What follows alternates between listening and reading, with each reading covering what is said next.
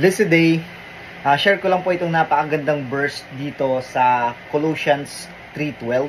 Sabi dito, "Put on then, as God chosen ones, holy, beloved, compassionate heart, kindness, humility, meekness, and patience." So yun nga, no, as a follower of Christ, I realize na hindi pala talaga ako exempted sa mga struggles and temptation na mayroon ng mundo.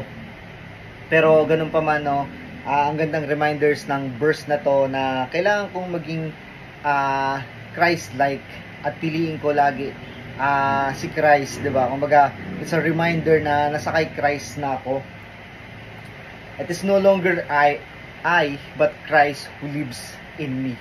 Di ba? Iniwanan ko na yung dati kong buhay, yung dati kong kumbaga kung dati mabilis ako mabilis akong mag-dwell sa mga kasalanan, iniwanan ko na yun at nasa kay Kristo na ako at meron na akong kakampi para humindi sa kasalanan. So ayun, so hindi madaling mamuhay talaga dito sa mundong ibabaw, especially kung napapalibutan tayo ng mga temptations, 'di ba?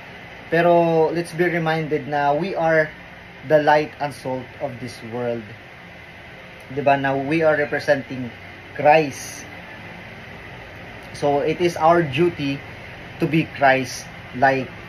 So ayun lang naman. So hopefully na blessed ka sa verse na to and sa message na to. So kung na-bless ka, please help me to spread the gospel by sharing this vlog to your social media platform or sa mga friends mo na nangangailangan.